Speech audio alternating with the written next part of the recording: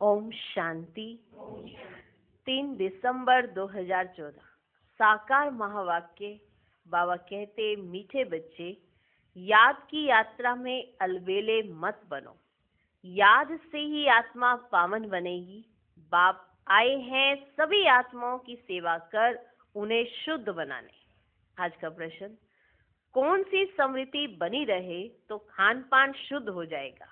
उत्तर, यदि स्मृति रहे कि हम बाबा के पास आए हैं सचखंड में जाने के लिए व मनुष्य से देवता बनने के लिए, तो खान पान शुद्ध हो जाएगा, क्योंकि देवताएं कभी अशुद्ध चीज नहीं खाते। जब हम सत्य बाबा के पास आए हैं सचखंड पावन दुनिया का मालिक बनने, तो पतित बन नहीं सकते। ओम शांति। रूहानी बाप रूहानी बच्चों से पूछते हैं, बच्चे, तुम जब यहाँ बैठते हो तो किसको याद करते हो? अपने बेहद के बाप को। वे कहाँ है? उनको पुकारा जाता है ना कि हे पतित पावन। आजकल सन्यासी भी कहते रहते हैं, पतित पावन सीताराम, अर्थात पतितों को पावन बनाने वाले राम आओ। ये तो बच्चे समझते हैं। पावन दुनिया सतयुग को, पतित दुनिया कलयुग को कहा जाता है। अभी तुम कहाँ बैठे हो? कलयुग के अंत में। इसलिए पुकारते, बाबा आकर हमको पावन बनाओ। हम कौन है? आत्मा। आत्मा को ही पवित्र बनना है। आत्मा पवित्र बनती है तो शरीर भी पवित्र मिलता है। आत्मा के पतित बनने से शरीर भी पतित मिलता है। ये शरीर तो मिट्टी का पुतला है, आत्मा तो अविनाशी है। आत्मा इन ऑर्गन्स द्वारा कहती है, पुकारती है, हम बहुत पतित बन गए हैं, हमको आकर पावन बनाओ। बाप पावन बनाते हैं। 5 विकारों रूपी रावण पतित बनाते हैं।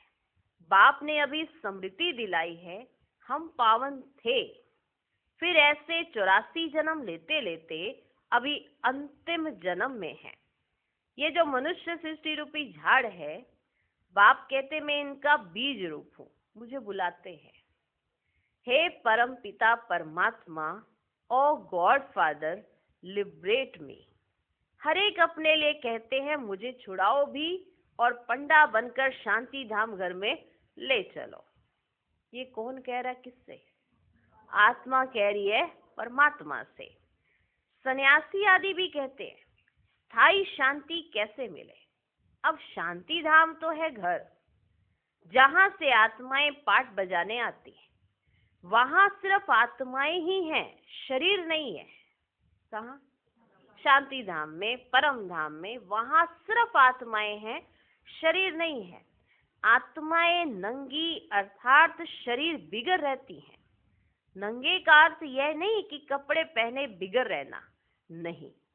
शरीर बिगड़ आत्माएं नंगी अर्थात अशरीरी रहती हैं। बाप कहते, बच्चे, तुम आत्माएं वहां मूल वतन में बिगड़ शरीर रहती हो। उसे निराकारी दुनिया कहा जाता है। बच्चों को सीढ़ी पर समझाया गया है, कैसे हम सीढ़ी नीचे उतरते आए हैं। पूरे 84 जन्म लगे हैं, मैक्सिमम 84 जन्म। फिर कोई एक जन्म भी लेते हैं।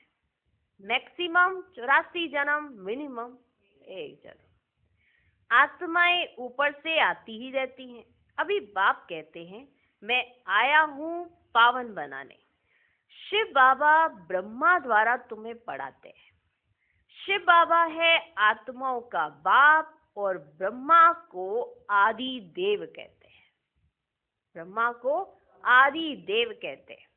इस दादा में बाप कैसे आते हैं ये तुम बच्चे ही जानते हो। मुझे बुलाते भी हैं, हे पतित पावन आओ। आत्माओं ने इस शरीर द्वारा बुलाया है। मुख्य आत्मा है ना? ये है ही दुख धाम। यहाँ कलयुग में देखो, बैठे बैठे अचानक मृत्यु हो जाती है। वहाँ ऐसे कोई बीमारी नहीं होते हैं। यहाँ तो बैठे बैठे अचानक मृत्यु हो जाती है, वहां तो कभी बीमारी नहीं होते हैं। नाम ही है स्वर्ग। कितना अच्छा नाम है, कितना अच्छा नाम है। कहने से दिल खुश हो जाता है। क्रिश्चियन भी कहते हैं क्राइस्ट से 3000 वर्ष पहले पैराडाइज था। पैराडाइज था। यहाँ भारतवासियों को तो कुछ भी पता नहीं है, क्योंकि उन्होंने सुख बहुत देखा है तो दुख भी बहुत देख रहे हैं। तमो प्रधान बने हैं। 84 जन्म भी इन्हों के हैं। आधा कल्प बाद फिर और धर्म वाले आते हैं।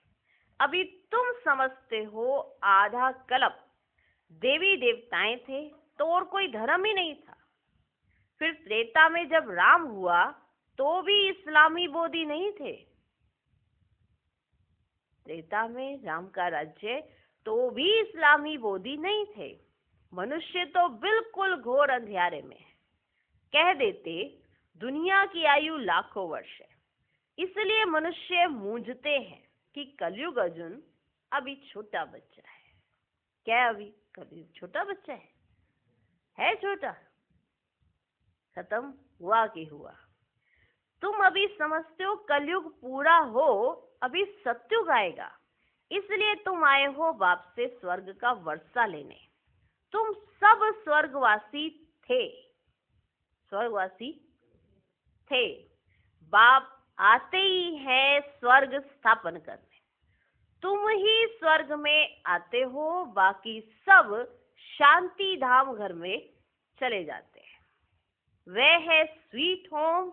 आत्माएं वहां निवास करती है। कहाँ? शांति धाम। फिर यहाँ आकर पाठधारी बनते हैं। शरीर बिगड़ तो आत्मा बोल भी ना सके। किसके बिना? शरीर के बिना। वहां शरीर ना होने के कारण आत्माएं शांति में रहती हैं। कहाँ? शांति धाम में। फिर आधा कल्प है देवी देवताएं, सूर्यवंशी, चंद्रवंशी। फिर द्वापर कलयुग में होते हैं मनुष्य। देवताओं का राज्य था, फिर अब वे कहाँ गए? देवताओं का राज्य था, फिर वे अब कहाँ गए? किसको पता ही नहीं। यह नॉलेज अभी तुमको बाप से मिलती है। अभी तुमको बाप से मिलती है, अपने आप नहीं मिली है, बाप से मिलती है। और कोई मनुष्य में यह नॉलेज होती ही नहीं है। बाप ही आकर मनुष्यों को यह नॉलेज देते हैं, जिससे ही मनुष्य से देवता बनते हैं। तुम यहाँ आए ही हो मनुष्य से देवता बनने के लिए। देवताओं का खान पान अशुद्ध नहीं होता। वे कभी बीड़ी आदि पीते नहीं है। देवताएं कभी बीड़ी आदि नहीं पीते। यहाँ के पतित मनुष्यों की बात मत पूछो, क्या क्या खाते हैं, क्या क्या खाते हैं। अब बाप समझाते हैं ये भारत पहले सचखंड था। जरूर सच्चे बाप ने स्थापन किया होगा। बाप को ही ट्रुथ कहा जाता है। क्या कहा जाता है? ट्रुथ। बाप ही कहते हैं मैं ही इस भारत को सचखंड बनाता हूं।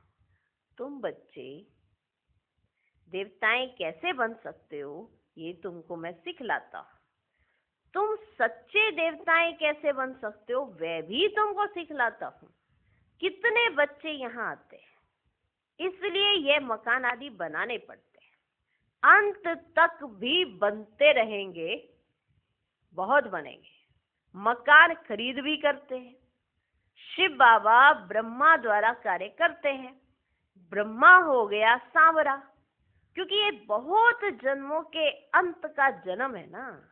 यह फिर गोरा बनेगा। श्री कृष्ण का भी चित्र गोरा और सांवरा है ना, दोनों चित्र है, दोनों तरह के, गोरे के भी हैं और सांवरे के भी है। म्यूजियम में बड़े बड़े अच्छे चित्र हैं, जिस पर तुम किसको अच्छी रीति समझा सकते हो। यहाँ बाबा म्यूजियम नहीं बनवाते हैं, इनको कहा जाता है tower of silence. Tower of silence. तुम जानते हो हम शांति धाम अपने घर जाते हैं, हम वहां के रहने वाले हैं, फिर यहाँ आकर शरीर ले पाठ बजाते हैं। बच्चों को पहले पहले ये निश्चय होना चाहिए कि ये कोई साधु संत नहीं पढ़ाते हैं, यहाँ कोई साधु संत नहीं पढ़ाते हैं। ये दादा तो माना ब्रह्मा बाबा, ये तो सिंध का रहने वाला था, परंतु इसमें जो प्रवेश कर बोलते हैं ना, वह है ज्ञान का सागर। ये तो सिंध के रहने वाले, और इनमें जो प्रवेश कर बोलते हैं वह है ज्ञान का सागर। उनको कोई जानते नहीं, कहते भी हैं गॉड फादर, परंतु कह देते उनका नाम रूप तो है ही नहीं, ऐसे ही कह देते। वह निराकार है, उनका कोई आकार ही नहीं है, और फिर कह देते वह तो सर्वव्यापी है। अरे परमात्मा कहाँ है, बताओ कहाँ है परमात्मा? कहेंगे वह सर्वव्यापी है, सबके अंदर है। अरे हरेक के अंदर आत्मा बैठी है, सब भाई भाई है ना, फिर घट घट में परमात्मा कहाँ से आया? ऐसे नहीं कहेंगे परमात्मा भी है और आत्मा भी है। परमात्मा बाप को बुलाते हैं, बाबा आकर हम पतितों को पावन बनाओ। मुझे तुम बुलाते हो ना, बुलाते हो ना मुझे तुम, ये धंधा ये सेवा करने के लिए कि आओ बाबा हमको पावन बनाओ, ये धंधा करने के लिए बुलाते ना, ये सेवा कराने के लिए बुलाते हो। हम सभी को आकर शुद्ध बनाओ कहते हो ना। पति दुनिया में हमको निमंत्रण देते हो, भगवान को इनविटेशन भी कहा दे रहे, पति दुनिया में निमंत्रण देते हो, पति दुनिया में कहते हो बाबा हम पतित हैं। बाप तो पावन दुनिया देखते ही नहीं, पावन दुनिया बाबा देखते ही नहीं, पतित दुनिया में ही तुम्हारी सेवा करने के लिए आए हैं, पतित दुनिया में तुम्हारी सेवा करने के लिए ही आए हैं। अब ये रावण राज्य विनाश हो जाएगा, बाकी तुम जो राजयोग सीखते हो वह जाकर राजाओं का राजा बनते हो।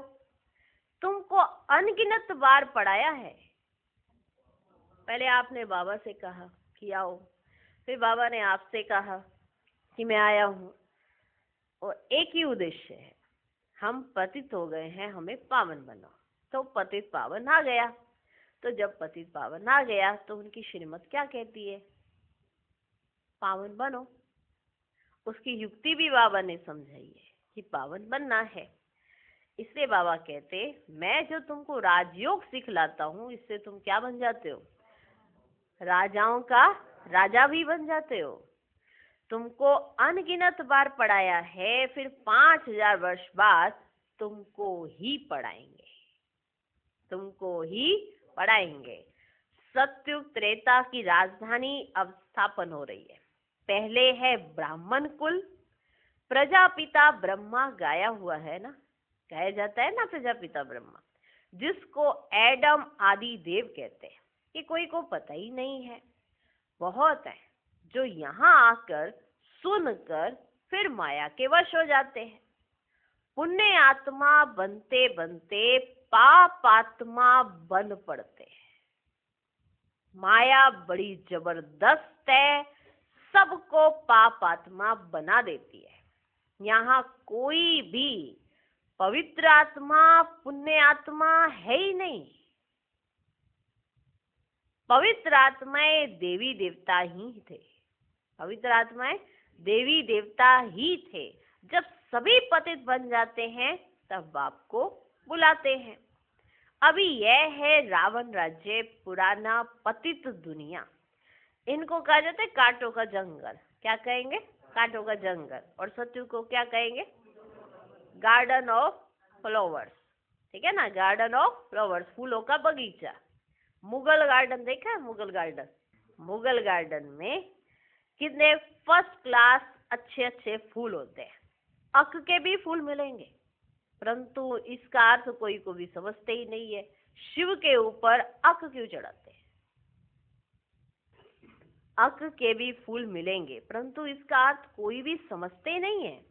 शिव के ऊपर अक क्यों चढ़ाते हैं, यह भी बाप ही बैठ समझाते हैं। मैं जब पढ़ाता हूँ तो उनमें कोई फर्स्ट क्लास मोतिये, कोई रतन जोत, कोई फिर अक के भी हैं। नंबरवार तो होते ही है ना, नंबरवार तो है ना। तो इसको कहा ही जाता है दुखधाम मृत्यु लोक, और सतयुग है अमर लोक। ये बातें कोई शास्त्रों में नहीं है, शास्त्र तो इस दादा ने पढ़े हैं। बाप तो शास्त्र नहीं पढ़ाएंगे, बाप तो खुद सदगति दाता है, करके गीता को रेफर करते हैं। सर्वशास्त्रमयी शिरोमणि गीता भगवान ने गाई है, परंतु भगवान किसको कहा जाता है यह भारतवासियों को पता नहीं है।